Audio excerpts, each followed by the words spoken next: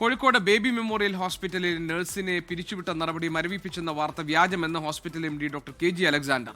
ഇക്കാര്യം വിശദീകരിച്ച് doctor hospital ഗ്രൂപ്പിൽ പങ്കുവച്ച ഓഡിയോ സന്ദേശം പുറത്തുവന്നു. UNAയുടെ നുണ അല്ലാതെ വേറെ എന്താ പറയുന്നതെന്ന് അറിയത്തില്ല. കാരണം ഇവിടെ അങ്ങനെ ഒരു ചർച്ച വിളിച്ചിട്ടില്ല. 2 നേഴ്സുമാരെ സീനിയർ നേഴ്സുമാരുണ്ടായിരുന്ന 2 പേരെയും കോമ്പൻസേഷൻ കൊടുത്ത് തന്നെ പിരിച്ചുവിട്ടു.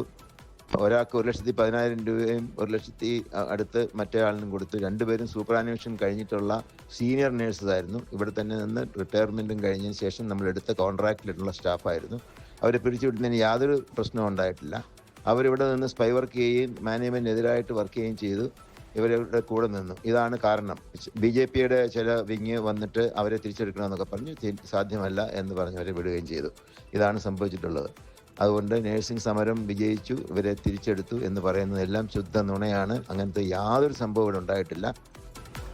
ലോകത്തെവിടെയായാലും ഏത് സമയത്തും 24 വാർത്തകളും ഓഗ്മെന്റഡ് റിയാലിറ്റി പാക്കേജുകളും എക്സ്പ്ലെയിനറുകളും വിശദമായി കാണാൻ ഞങ്ങളുടെ YouTube ചാനൽ നിങ്ങൾക്ക് സബ്സ്ക്രൈബ് ചെയ്യാം.